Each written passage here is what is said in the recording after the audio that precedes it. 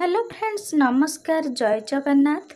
Utkal स्टोरीजन YouTube channel को आपण मानक पुणी थे स्वागत। मु नहीं आसी आपण केतोटी रोषेई करिवार सहज उपाय। चलतु देखिबा आज प्रथम टिप्स। पकुड़ी तैयारी करिबा समय रे बेसन रे अल्प लेंबू रस मिसांतु। ता सहित बेसन रे अधिक पानी न देई बेसन को टिके मोटा रखिबे। यह करिबा द्वारा पकुड़ी रे बेसी तेल सरी न थाए। नंबर 2, सबुज पनीपरिबा रोषेई करिबा समय रे केबे भी सेथिरे खाइबा सोडा भूल रे पकांतु नहीं। एथिरे थिबा विटामिन्स एवं मिनेराल्स नष्ट होई जाए।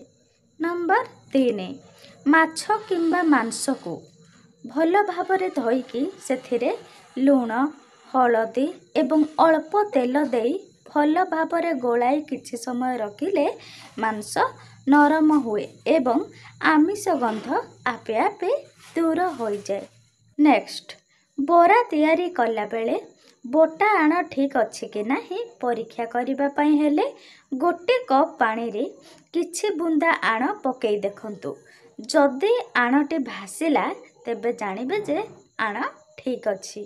एमिति नुआ नुआ वीडियो प्रत्येक दिन देखिबा पई हमर चैनल को प्लीज सब्सक्राइब करी पाखरे थिबा बेल नोटिफिकेशन ऑन करी रखंतु।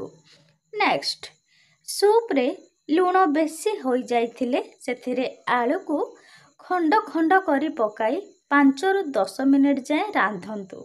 तेबे खाइबा को देबा पूर्वरु आलू काढ़ी दियंतु, लूणर मात्रा कमी जिवो। नंबर 6, कौनसी फल अधिक खट्टा लागुथिले कंचा लंका लूण जीरा मिसाई ग्राइंडिंग करी चटनी बनांतु। देखिबे स्वादिष्ट हेबो। एथिरे धनिया एवं पुदीना पत्र मध्य व्यवहार करि परिबे। नेक्स्ट, बिरही चकुली करबा को चाहुथिले बिरही चाउल एवं मेथी एका सह बतुराई ग्राइंडिंग करी पिठा प्रस्तुत करंतु। एहा द्वारा पिठा नरम हेबा सहित स्वादिष्ट मध्य लागि थाए।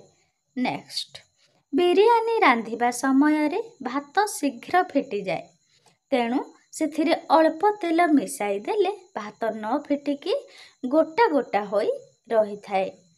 नेक्स्ट, जेउठारे मिठा पड़ी जाए सेठाको पिंपुड़ी निहाती आसीबा को बाध्य। जदि किछि मिठा भूल रे पड़ी जाए तेबे तुरंत सेथिरे पियाज रस पकाई दियंतु। एहा कले गोटिए मध्य पिंपुड़ी आसीबे नाही। एबे देखिबा शेष टिप्स।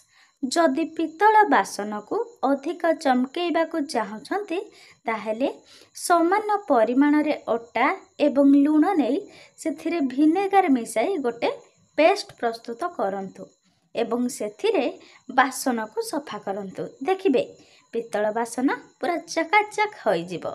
भिडियोटी आपण मानको किपरि लागिला लाइक शेयर कमेंट एवं सब्सक्राइब करबा को भूलंतु नाही। धन्यवाद।